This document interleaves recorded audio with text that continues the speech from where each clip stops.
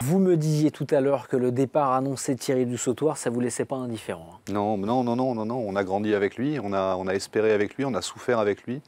Il est arrivé en équipe de France en 2006 et il en a été éjecté par la faute d'un mauvais match où il était vraiment passé à travers contre les All Blacks, justement. Ça avait été une déculottée, fessée toute cul nu. Mais en même temps, c'était peut-être le match qui l'a révélé à lui-même. Il est devenu rancunier. Il a nourri non pas une haine des All Blacks, mais une envie de vengeance. Et la vengeance, c'est bien en sport de combat. Ça peut nourrir. Et en 2007, il a recroisé les All Blacks en quart de finale de la Coupe du Monde. C'était à Cardiff. Ouais. Et là, il a fait 29 plaquages. On sentait qu'il y avait un contentieux, il y avait quelque chose. Et il a pris une autre dimension. Et c'est naturellement ensuite que Marc Lévremont l'a choisi comme capitaine. À partir de novembre 2008, c'est Lionel Nallet qui a été chargé de lui faciliter la tâche. Mais un grand joueur venait de naître et venait surtout de gagner son titre de Black Destroyer, le destructeur noir. Ouais, qu'il l'a porté à merveille durant de longues saisons. Il a connu une saison galère avec son club, le Stade Toulousain. Il n'est plus le joueur dominant qu'il a été. Est-ce que c'était le bon moment pour annoncer cela?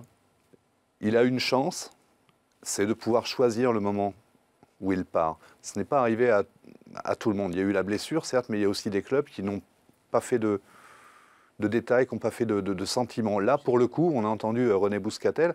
Pourtant, c'est quand même le successeur d'un autre monument, c'est-à-dire Fabien Pelouse, 118 sélections, recordman français de sélection et capitaine aussi du 15 de France.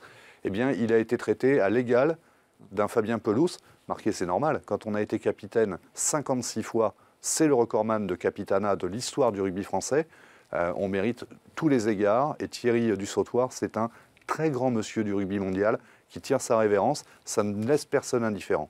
Finaliste de la Coupe du Monde 2011, évidemment, 3 titres de champion de France, 1 titre de champion d'Europe. 3 avec Toulouse, mais 2 avec Biarritz. Ouais, 2 avec le Biarritz Olympique 2004 et 2005.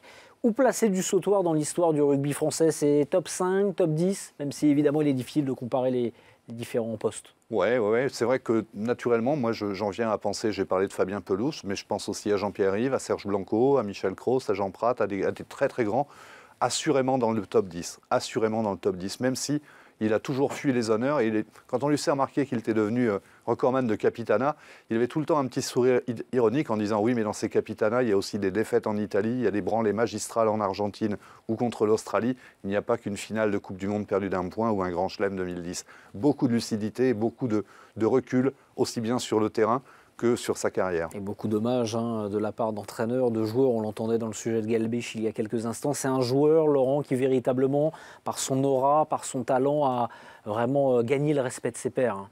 C'était un homme de peu de paroles. Non pas que sa parole ne valait pas grand-chose, au contraire, elle valait énormément, mais il préparait ses discours avec des mots mesurés, et c'était pas du tout quelqu'un qui prenait la parole pour un oui, pour un non. C'était un leader, par exemple. C'était aussi quelqu'un qui avait l'oreille et l'écoute des arbitres, parce que c'était, sans être un gentleman, c'est un sport de combat, c'était pas une ordure sur le terrain, c'était pas une pourriture, c'était pas quelqu'un qui vous faisait des coups en vache. Bien sûr, s'il pouvait éliminer physiquement des joueurs dans les règles, il le faisait. Et contre les All Blacks, il ne n'était pas gêné en 2007. Sur ses plaquages étaient sortis Jerry Collins et Dan Carter, mais normal, dans les règles du jeu. Voilà, c'était un respectueux de l'adversaire, de la règle du jeu, mais une haine de la défaite incroyable, un super champion.